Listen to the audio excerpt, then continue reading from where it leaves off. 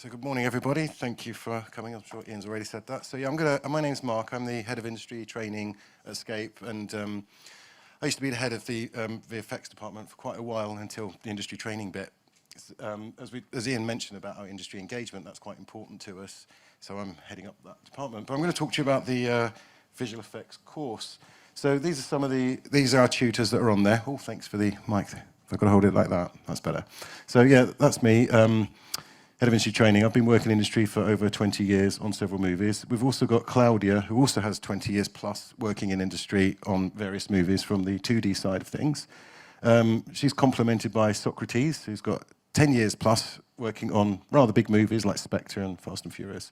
And on the 3D side, we've got Carlos, Dan, and Sagar, who again have over 10, 15 years each working in production. And then Clem, who's over 20 years like me as a cinematographer working in the movies, and a lot of us have crossed paths in that time.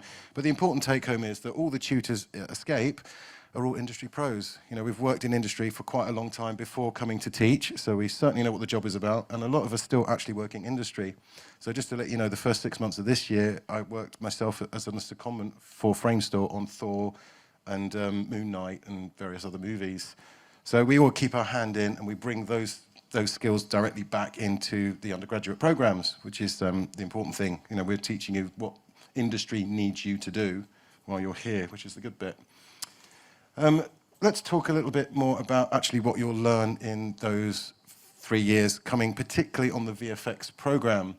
So the thing about Escape is, in the first year, when we bring our undergraduates in, we understand that there's a lot of common skills between all three disciplines, between games, VFX, and animation. And a lot of those skills are transferable between those three. And also, people don't really understand what the job is about. You've read about it, whatever, but until you do it, you're not entirely sure. We do have taster days, so you can get an experience, but it's not the same as actually doing it. So very wisely, we don't let you choose. We teach you a bit of everything. So because there's a lot of common skills through the three disciplines, we teach you that stuff. So things like cameras, we teach you all about cameras, because at the end of the day, every image you make in whatever discipline is going to end up either on the cinema screen or on a magazine or on the TV, right? So it's all about what the camera sees, and that is critical. And we do that through photography, and we talk about composition, aesthetics, all of the important things when it comes to image making. And then we move more into cinematography, because again, particularly to these three disciplines, it's not just about still images. Every time on a movie or a game or some animation, that camera is moving. And when the camera is moving, that's called cinematography, because it moves through space, you can change the lens, things change over time, and you can really tell different stories with that. And it's important to understand how they work. Plus, as well, most of the time, you'll be working with industry professionals who are photographers, directors, cinematographers, and that's the language they understand. So unless you can talk their language, you're not going to be able to put their ideas down into the computer. So you've got to think not like a digital artist, but more like a virtual cinematographer, right? That way your images are going to look realistic. So part of cinematography is also the lighting for that, which you can then use those skills into the computer afterwards. We then teach you things like Photoshop and concept design and storyboarding, because again, it's important on all three disciplines to be able to express your ideas before you do it. Put them on paper, understand how it's going to look before you spend a lot of time on the computer to make the digital version. We also then teach you compositing through Nuke, which is the other side of VFX. So in VFX particularly, we will make the images, but then we have to put them into the film, and that's called compositing. Just basically like Photoshop, but on moving images. So that's why you need a compositing department, because those people really finesse all that stuff. We then teach you 3D for VFX. So in the VFX department, there's two sides. I'll talk about that in a moment, so 2D and 3D. So we teach you both sides of those, which would include the modeling, which is making something in 3D, texturing, which is painting it, and then lighting, which is actually lighting it, just like you would in the real world. And again, those three disciplines, if you're going into VFX, game art, or animation, you're going to need to make things and light them in the computer, whether you animate them or put them in a game, put them in a movie, right? So those skills are needed in all the disciplines.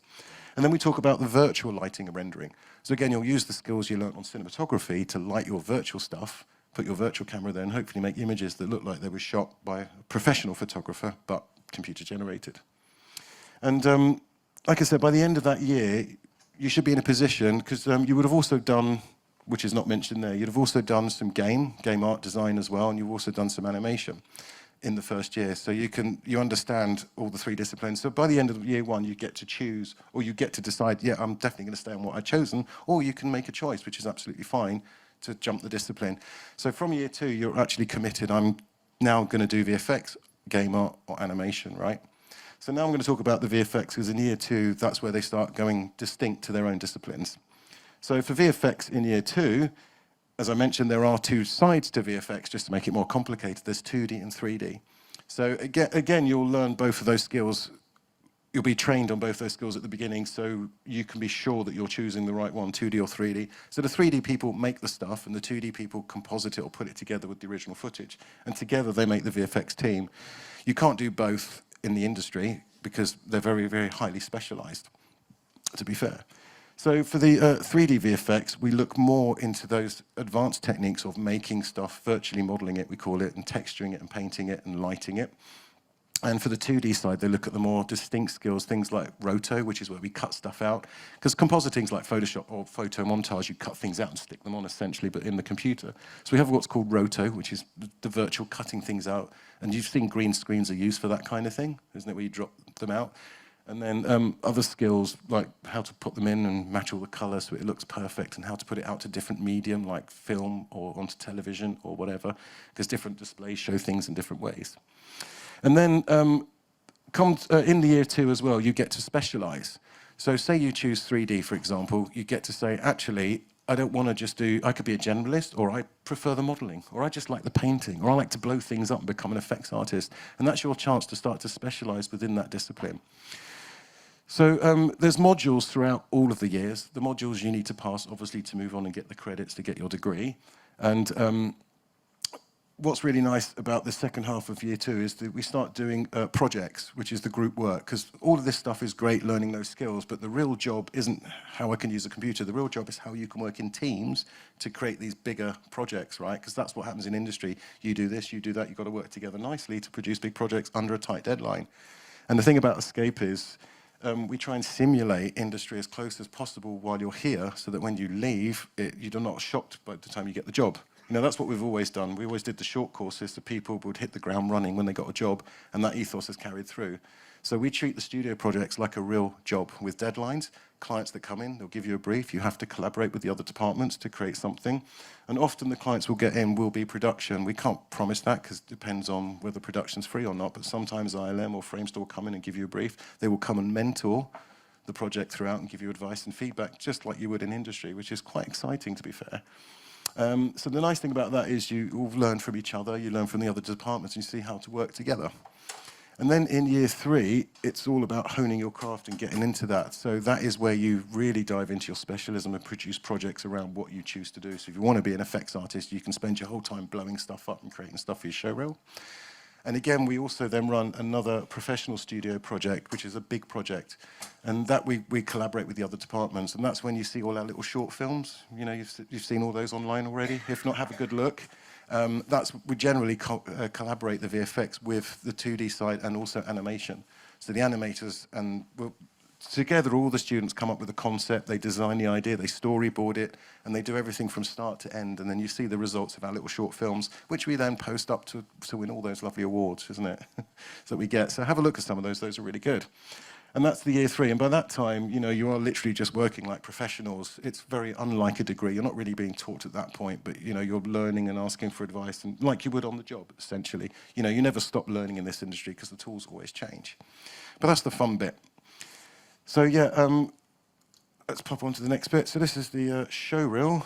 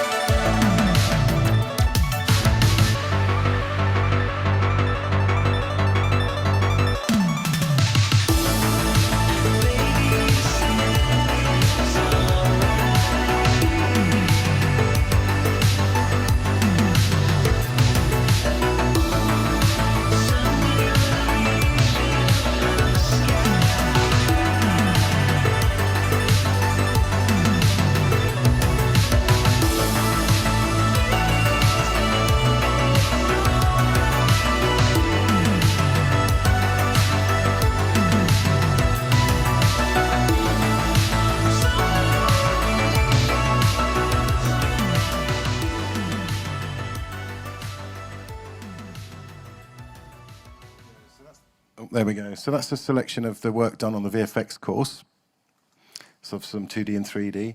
So we also teach another software here called Houdini, which is the industry standard software for VFX. I think what that slide is trying to say more than anything is we're accredited trainers for a lot of the software that's used in industry. So Autodesk, that make Maya, the industry 3D software, we're an accredited trainer for that. Houdini, which is a big effects software, we're an accredited trainer for that. And we're also an accredited trainer for Epic for Unreal Engine 2. So which is really good, and lots of other software as well. So they recognize us as being authorized training centers. That's what that slide was mostly for, I think. So also we have, I want to remind you as well, please don't forget to check in with Clem. He's going to be demonstrating stuff about cinematography and camera work. And you might have noticed the big green screen when you wandered in. So if you just pop out here and walk down to the end, you can go and check out a dem with Clem a bit after this, which is always good. So if you want to know more about cinematography and that stuff. So the other thing happening at the moment is called virtual production. Games and VFX are colliding. The worlds are colliding because we're using the real-time rendering of game engines in virtual production in movie making. You've probably heard of all the stink around the Mandalorian, how they were able to make that during COVID using virtual environments, using that. So virtual production is something we've been doing big on the industry engagement side. We've been providing lots of training courses for industry to work out how virtual production actually works, because it's such a new area in industry.